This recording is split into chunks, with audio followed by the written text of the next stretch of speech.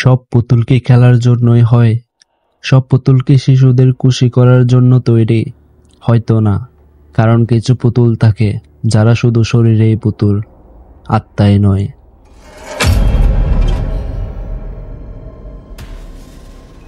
আজ আপনাদের জানাবো ইতিহাসের সবচেয়ে ভৌতিক ও রহস্যময় পুতুল অ্যানাবেলার গল্প। শুরুটা ছিল এক উপহার দিয়ে। 1970 সালের কথা। আমেরিকার কানেকটিকাট রাজ্যে থাকতেন এক নার্সিং শিক্ষার্থী ডোনা।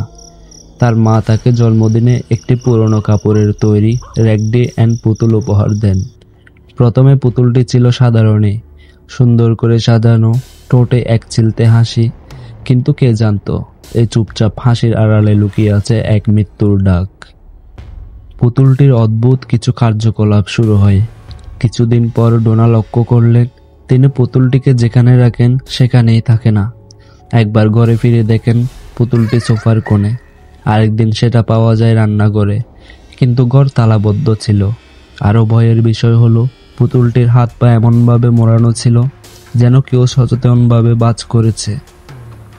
বার্তা লিখছে কে? ডোনা এবং রুমমেট অ্যাঞ্জির অবাক হওয়ার সীমা থাকে না যখন তারা ঘরের নানা কোণে অজানা হ্যান্ডরাইটিংয়ে লেখা বার্তা খুঁজে পান। বার্তাগুলোতে লেখা হেল্প আস, সেভ লাভ। আশ্চর্যের বিষয় হলো তাদের কাছে পার্চমেন্ট কাগজে ছিল না। এটা এক ভয়ঙ্কর অভিজ্ঞতা। ডোনার বন্ধু লু এর জীবনে ঘটতে থাকে অদ্ভুত কিছু। এক রাতে সে ঘুমাচ্ছিল, হঠাৎ অনুভব করে যেন কেউ তার গলা চেপে ধরেছে। জেগে উঠে দেখে পুতুলটি তার পায়ের কাছে বসে আছে। তার শরীরে 6টা দাগ, 3টা আঁচড়ের নিচে, 3টি উপরের দিকে, যেন কেউ তাকে চরম ক্ষোভে আছড়ে দিয়েছে। ডাক পড়ল ওয়ারেনদের। শেষমেশ তারা যোগাযোগ করেন বিশ্ববিখ্যাত প্যারানর্মাল গবেষক দম্পতি এড ও লরেন ওয়ারেনের সঙ্গে। তারা জানান এই পুতুলটিতে কোনো শিশুর আত্মা নয়, বরং এটি এক দানবিক আত্মা দ্বারা দখলকৃত, যে আত্মা প্রথমে নিরীহভাবে বন্ধুত্ব স্থাপন করে, এরপর শরীর দখলের মাধ্যমে ছড়িয়ে দেয় অশান্তি ও ভয়। মিউজিয়ামে যাওয়ার পথে ঘটে আরেকটি ভয়ঙ্কর ঘটনা। ওয়ারেনরা পুতুলটিকে তাদের অকাল্ট মিউজিয়ামে নিয়ে যেতে চান, কিন্তু গাড়িতে বসেই তারা অনুভব করেন কিছু অদ্ভুত শক্তি তাদের অনুসরণ করছে। এক সময় ব্রেক কাজ করা বন্ধ করে দেয়, গাড়ির নিয়ন্ত্রণ হারিয়ে যায়। এরপর লরেন পবিত্র জল ছিটিয়ে গাড়ি ও পুতুলকে শুদ্ধ করেন। পুতুলটির বর্তমান অবস্থান।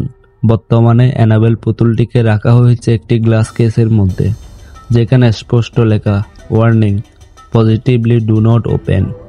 ওয়ারেনদের মতে এখনও কেউ যদি একে স্পর্শ করে বা কাজ খুলে ফেলে তবে তার জীবন ধ্বংস হয়ে যাবে। তো এখন আপনার আর আমার প্রশ্ন একটাই, এই গল্পটা কি সত্যি নাকি একটা সাজানো কাহিনী? যদি সত্যি হয় তাহলে এমন আরো কত অ্যানাবেল আমাদের চারপাশে আছে, যেগুলো শুধু আপনাকে তাকিয়ে দেখে, চুপচাপ দেখে। আপনার মতে অ্যানাবেল কি শুধুই একটি পুতুল, নাকি এক ভয়ঙ্কর আত্মার বাহন? নিচে মন্তব্যে জানান। সাবস্ক্রাইব করতে ভুলবেন না, নয়তো অ্যানাবেল হয়তো আপনার পাশেই বসে থাকবে আজ রাতেই। বন্ধুরা, এর বিস্তারিত ঘটনা জানতে চাইলে অবশ্যই আপনার মূল্যবান মন্তব্যটি লিখে যাবেন।